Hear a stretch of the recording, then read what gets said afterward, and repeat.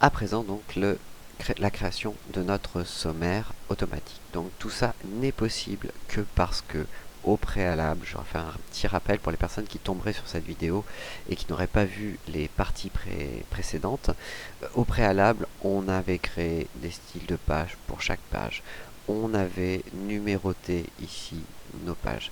Et surtout, très important, on avait appliqué des titres de niveau 1. Donc titre 1 pour chaque titre 1 et des sous-titres ici en titre de niveau 2 pour chaque sous-titre. Si on avait eu des sous-sous-titres, on avait mis un titre 3 bien entendu, etc. etc. C'est possible aussi car on a créé notre numérotation. Voilà, tout ce que je vais faire maintenant qui est extrêmement simple découle en fait des actions précédentes. Donc je vais remonter sur ma page de sommaire qui est ici ma page numéro 3 sur la page 7. Et je vais aller dans tout simplement insertion. Ici, je vais trouver dans insertion un élément qui s'appelle index et table. Je vais cliquer sur index et table. Et je vais lui dire donc de me créer en effet une table des matières sans marque d'index, j'en ai pas besoin. On va garder à partir de la structure de mon document, bien entendu, et je n'ai rien d'autre à faire. Pensez bien à protéger contre toute modification manuelle, ce qui évite les mauvaises surprises comme erreur de frappe ou ce genre de choses. On va cliquer sur OK et comme vous pouvez le voir tout de suite, automatiquement, il va m'avoir créé donc mon sommaire directement automatiquement dans mon document. Alors ce que je peux faire, c'est quand même mettre un petit espace ici dans ma numérotation parce que vous voyez, j'ai mon texte qui est un peu collé. Donc pour ça, très simple, hein, on va aller revenir dans Outils, numérotation des chapitres, numérotation, niveau 1.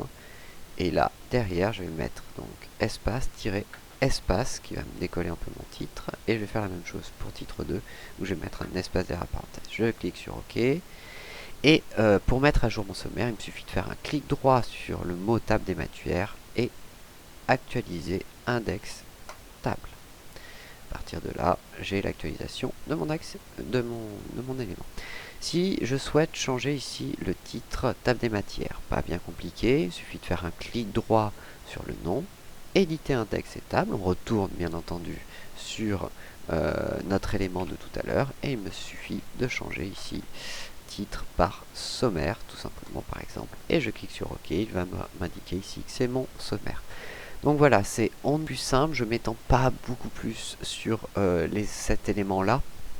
On a beaucoup à dire, mais pour la création de documents longs, pour la création de dossiers professionnels, pour ces éléments-là, il n'y a pas grand-chose d'autre à savoir. Ça fonctionne extrêmement bien comme ça et c'est souvent le formatage par défaut un petit peu normalisé de ce genre de document. Donc voilà, là on a pas mal avancé, on va pouvoir maintenant réellement s'attaquer à la grosse partie et la partie qui est le moins intuitif, la partie de mise en forme de notre document. On va commencer par les mises en forme simples et aller sur les mises en forme plus complexes. Voilà, je vous donne rendez-vous donc sur la partie suivante.